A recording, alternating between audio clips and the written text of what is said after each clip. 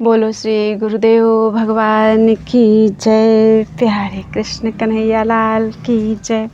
श्री रामचरितमानस अयोध्या कांड चल रहा है और आज है 229वें दोहे से। सहस बाहु सुरनाथ त्रिशंकु, केहि न राज मद दीन कलंकु। भरत कीन्ह यह उचित उपाउ, रिपुरन रंच न राखब काऊ। सहस्त्र बाहु देवराज इंद्र और त्रिशंकु आदि किसको राजमद ने कलंक नहीं दिया। भरत ने यह उपाय उचित ही किया है, क्योंकि शत्रु और ऋण को कभी जरा भी शेष नहीं रखना चाहिए। एक कीन्ह नहीं भरत भलाई, निद्रे राम जानि असहाई। समुझि परिहि सोउ आजु बिसेखी, समर सरोस राम मुख पेखी। हाँ, भरत ने एक बात अच्छी नहीं की, जो राम जी आपको असहाय जानकर उनका निरादर किया। पर आज संग्राम में श्री राम जी आपका क्रोधपूर्ण मुख देखकर यह बात भी उनकी समझ में विशेष रूप से आ जाएगी, अर्थात इस निरादर का फल भी अच्छी तरह पा जाएंगे। इतना कहत नीति रस भूला, रन रस बिटप पुलक मिस फूला। प्रभु पद वंदी शीस रज राखी, बोले सत्य सहज बलो भाखी। इतना कहते ही लक्ष्मण जी नीति रस भूल गए और युद्ध रस रूपी वृक्ष पुलकावली के बहाने से फूल उठा, अर्थात नीति की बात कहते कहते उनके शरीर में वीर रस छा गया। वे प्रभु श्री रामचंद्र जी के चरणों की वंदना करके चरण रज को सिर पर रखकर सच्चा और स्वाभाविक बल कहते हुए बोले, अनुचित नाथ न मानव मोरा, भरत हमहि उपचार न थोरा। कह लगी सही रही मनु मारे, नाथ साथ धनु हाथ हमारे। हे नाथ, मेरा कहना अनुचित न मानिएगा। भरत ने हमें कम नहीं प्रचारा है, हमारे साथ कम छेड़छाड़ नहीं की है। आखिर कहाँ तक सहा जाए और मन मारे रहा जाए, जब स्वामी हमारे साथ हैं और धनुष हमारे हाथ में है। क्षत्रि जाति रघुकुल जन्मु, राम अनुग जगु जान। लातहु मारे चढ़ती सिर, नीच को धूरि समान। क्षत्रिय जाति, रघुकुल में जन्म और फिर मैं श्री राम जी आपका अनुगामी सेवक हूँ, यह जगत जानता है। फिर भला कैसे सहा जाए। धूल के समान नीच कौन है, परंतु वह भी लात मारने पर सिर ही चढ़ती है। उठी कर जोरी रजाय सुमांगा, मनहु वीर रस सोवत जागा। बांधी जटा सिर कसी कटी भाथा, साजिश रासनु सायको हाथा। आज यूं कहकर लक्ष्मण जी उठकर खड़े हो गए। लक्ष्मण जी ने उठकर हाथ जोड़कर आज्ञा मांगी, मानो वीर रस सोते से जाग उठा हो। सिर पर जटा बांधकर कमर में तरकस कस लिया और धनुष को सजकर तथा बाण को हाथ में लेकर कहा, आजु राम सेवक जसु लेऊं, भरतहि समर सिखावन देऊं। राम निरादर कर फलु पाई, सोवहु समर सेज दो भाई। आज मैं श्री राम आपका सेवक होने का यश लूं और भरत को संग्राम में शिक्षा दूं। श्री रामचंद्र जी आपके निरादर का फल पाकर दोनों भाई भरत शत्रुघ्न रणशैया पर सोवे। आई बना भल सकल समाजो, प्रगट करऊँ रिस पाछिल आजो, जिम करिनी कर दलई मृगराजो, ले लपेटी लवा जिमि बाजो। अच्छा हुआ जो सारा समाज आकर एकत्र हो गया। आज मैं पिछला सब क्रोध प्रकट करूँगा। जैसे सिंह हाथियों के झुंड को कुचल डालता है और बाज जैसे लवे को लपेट में ले लेता है, तैसे ही भरत ही तेन समेता, सानुज निदरि निपातऊँ खेता, जो सहाय कर शंकर आई, तो मारऊँ रन राम दुहाई। वैसे ही भरत को सेना समेत और छोटे भाई सहित तिरस्कार करके मैदान में पछाड़ूंगा। यदि शंकर जी भी आकर उनकी सहायता करें तो भी मुझे राम जी की सौगंध है, मैं उन्हें युद्ध में अवश्य मार डालूंगा, छोड़ूंगा नहीं। अति सरोस माखे लखनू, लखी सुनि शपथ प्रवान, सभय लोक सब लोकपति, चाहत भंवरि भगान। लक्ष्मण जी को अत्यंत क्रोध से तमतमाया हुआ देखकर उनकी प्रामाणिक सत्य सौगंध सुनकर सब लोग भयभीत हो जाते हैं और लोकपाल घबराकर भागना चाहते हैं। जगु भय मगन गगन भय बानी, लखन बाहुबल विपुल बखानी, तात प्रताप प्रभाव तुम्हारा, को कही सकै को जान निहारा। सारा जगत भय में डूब गया। तब लक्ष्मण जी के अपार बाहुबल की प्रशंसा करती हुई आकाशवाणी हुई, हे तात, तुम्हारे प्रताप और प्रभाव को कौन कह सकता है और कौन जान सकता है। अनुचित उचित काजु किछु हो, समुझि करिए भल कह सबको, सहसा करी पाछे पछिताहि, कहीं वेद बुध ते बुध नाही। परंतु कोई भी काम हो उसे अनुचित उचित खूब समझ बूझ कर किया जाए तो सब कोई अच्छा कहते हैं।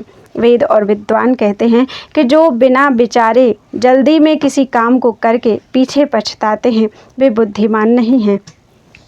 सुनि सुर बचन लखन सकुचाने, राम सिय सादर्शन माने, कही तात तुम नीति सुहाई, सब तय कठिन राज मधु भाई। देववाणी सुनकर लक्ष्मण जी सकुचा गए। श्री रामचंद्र जी और सीता जी ने उनके आदर के साथ सम्मान किया उनका और कहा, हे तात, तुमने बड़ी सुंदर नीति कही। हे भाई, राज्य का मद सबसे कठिन मद है। जो अचवत नृप मातहि तेई, नाहिन साधु सभा जेहि सेई, सुनहु लखन भल भरत सरीसा, विधि प्रपंच महा सुना न दीसा। जिन्होंने साधुओं की सभा का सेवन नहीं किया, जिन्होंने सत्संग नहीं किया, वे ही राजा राजमद रूपी मदिरा का आचमन करते ही पीते ही मतवाले हो जाते हैं। हे लक्ष्मण सुनो, भरत सरीखा उत्तम पुरुष ब्रह्मा जी की सृष्टि में ना तो कहीं सुना गया है ना देखा ही गया है। भरतहि होई ना राज मधु, विधि हरि हर पद पाए, कबहु की कांजी शीकरनी, क्षीर सिंधु बिन साए। अयोध्या के राज्य की तो बात ही क्या है, ब्रह्मा जी, विष्णु जी और महादेव जी का पद पाकर भी भरत जी को राज्य का मद नहीं होने का। क्या कभी कांजी की बूंदों से क्षीर समुद्र नष्ट हो सकता है, फट सकता है? ते मेरे तरुण तरनी मकु गिलई, गगनु मगन मकु में घही मिलई, गोपद जल बूढ़ही घट जोनी, सहज क्षमा बरु छाड़ छोनी।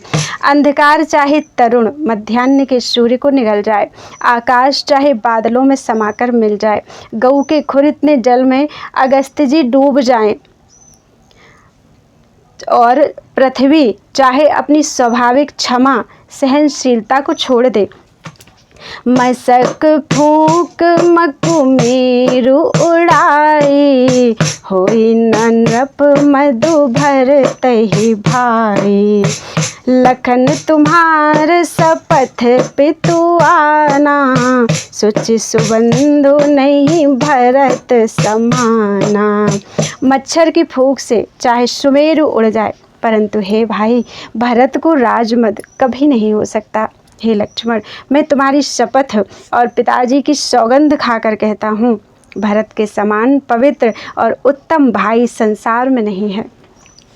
सगुनु खीर अवगुनु जलु जाता, सगुनु खीरु अवगुण जलु ताता, मिलई रचई पर पंचु विधाता, भरतु हंस रविवंश तड़ागा, जनमी कीन गुण दोष विभागा।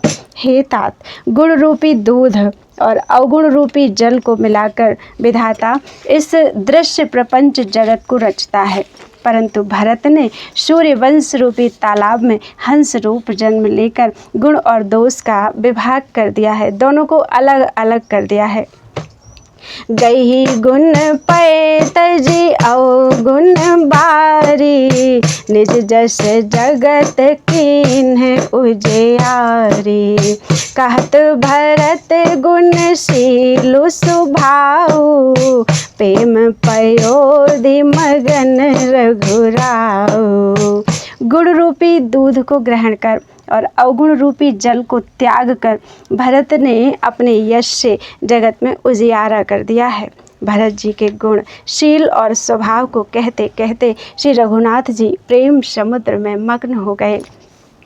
सुनी रघुबर बानी बेबुध, देखी भरत पर हेतु, सकल सराहत राम सो, प्रभु को कृपा निकेतु।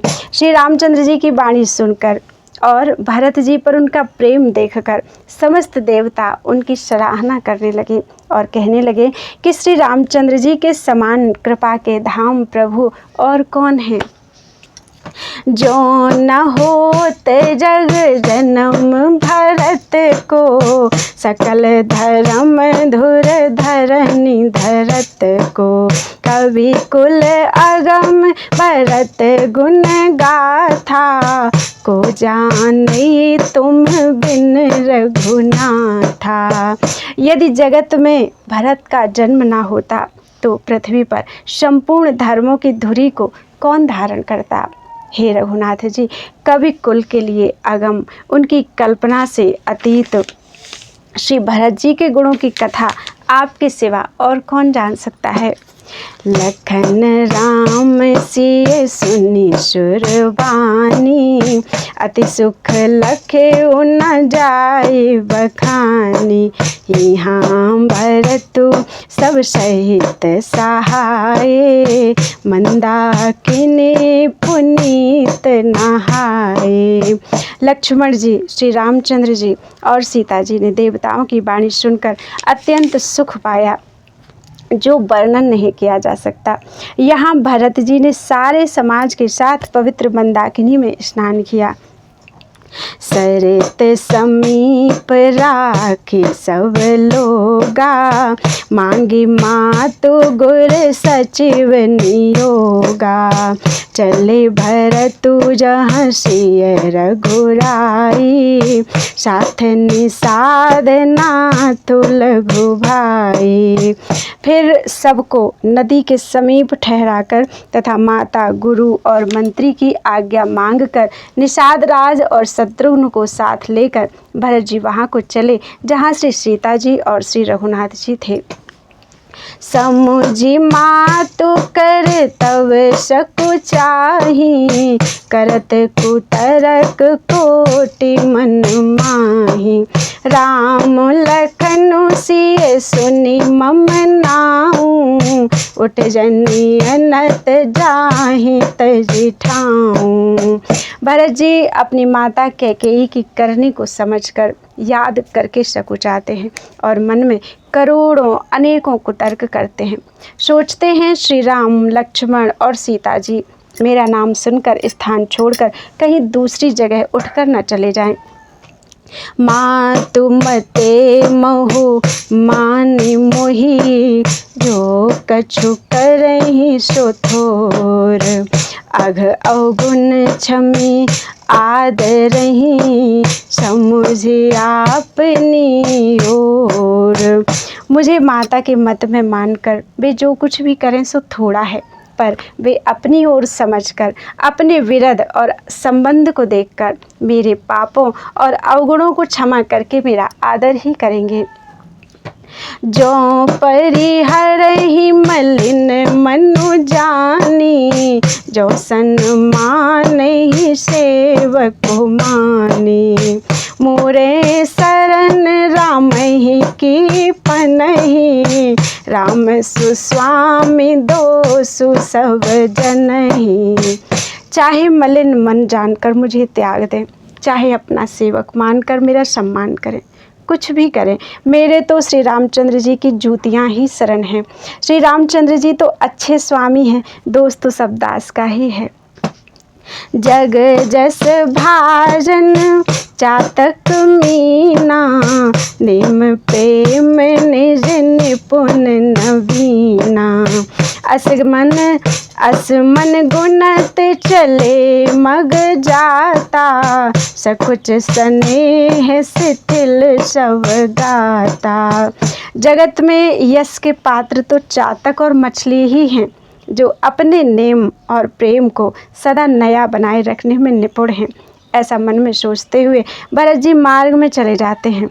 उनके सब अंग संकोच और प्रेम से शिथिल हो रहे हैं। फेरति मनहु मातु कृत खोरी, चलत भगति बल धीरज धोरी। जब समुझत रघुनाथ सुभाऊ, तब पथ परत उताइल पाऊ। माता की हुई बुराई मानो उन्हें लौटाती है, पर धीरज की धुरी को धारण करने वाले भरत जी भक्ति के बल से चले जाते हैं। जब श्री रघुनाथ जी के स्वभाव को समझते हैं, स्मरण करते हैं, तब मार्ग में उनके पैर जल्दी जल्दी पड़ने लगते हैं। भरत दसाते ही अवसर कैसी, जल प्रवाह जल अली गति जैसी। देखी भरत कर सोचु स्नेहु, भान साध ते समय विदेहु। उस समय भरत जी की कैसी दशा है, जैसी जल के प्रवाह में जल के भौरे की गति होती है। भरत जी का सोच और प्रेम देखकर उस समय निषाद विदेह हो गया, देह की शुद्ध बुद्ध भूल गया। लगे होन मंगल सगुन, सुनि गुनि कहत निषादु। मिटहि सोचु हुई है हरसु, पुनि परिणाम विषादु। मंगल शकुन होने लगे। उन्हें सुनकर और विचार कर निषाद कहने लगा, सोच मिटेगा, हर्ष होगा, पर फिर अंत में दुख होगा। सेवक वचन सत्य सब जाने, आश्रम निकट जाए नियराने, परत दीख बन शैल समाजो, बुदित क्षुधित जनु पाए सुनाजो। भरत जी ने सेवक गुह के सब वचन सत्य जाने और वे आश्रम के समीप जा पहुँचे। वहाँ के वन और पर्वतों के समूह को देखा तो भरत जी इतने आनंदित हुए मानो कोई भूखा अच्छा अन्न पा गया हो, भोजन पा गया हो। इति भीति जनु प्रजा दुखारी, त्रिविध ताप पीड़ित ग्रह मारी,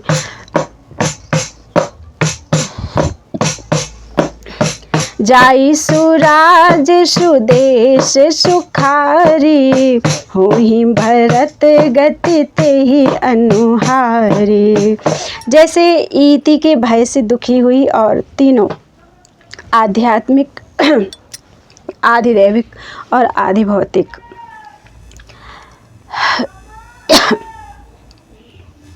तापों तथा क्रूर ग्रहों और महामारियों से पीड़ित प्रजा किसी उत्तम देश और उत्तम राज्य में जाकर सुखी हो जाए। भरत जी की गति, भरत जी की दशा उसी प्रकार की, ठीक उसी प्रकार की हो रही है।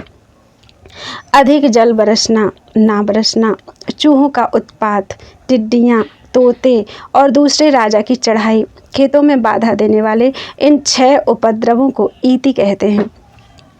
राम बास बन संपत्ति भ्राजा, सुखी प्रजा जनु पाई सुराजा, सचिव विरागु विवेकु नरेशु, विपिन सुहावन पावन देशु। श्री रामचंद्र जी के निवास से वन की संपत्ति ऐसी सुशोभित होती है मानो अच्छे राजा को पाकर प्रजा सुखी हो। सुहावना वन ही पवित्र देश है, विवेक उसका राजा है और वैराग्य मंत्री है। भट्ट जम नियम शैल रजधानी, शांति सुमति सुचि सुंदर रानी, सकल अंग संपन्न सुराऊ, राम चरण आश्रित चित चाऊ। यम अर्थात अहिंसा, सत्य, अस्तेय, ब्रह्मचर्य और अपरिग्रह तथा नियम अर्थात शौच, संतोष, तप, स्वाध्याय और ईश्वर प्रणिधान योद्धा हैं। पर्वत राजधानी है, शांति तथा सुबुद्धि 2 सुंदर पवित्र रानियां हैं। वह श्रेष्ठ राजा राज्य के सब अंगों से पूर्ण है और श्री रामचंद्र जी के चरणों के आश्रित रहने से उसके चित्त में चाव, आनंद का उत्साह है। स्वामी, अमात्य, सुहृद, कोश, राष्ट्र, दुर्ग और सेना राज्य के ये 7 अंग हैं। जीति मोह मही पालु दल, सहित विवेक भुआलो, करत अकंटक राजपुर, सुख संपदा सुकालो। मोह रूपी राजा को सेना सहित जीत कर विवेक रूपी राजा निष्कंटक राज्य कर रहा है। उसके नगर में सुख, संपत्ति और सुकाल वर्तमान है। बोलो वृंदावन बिहारी लाल की जय।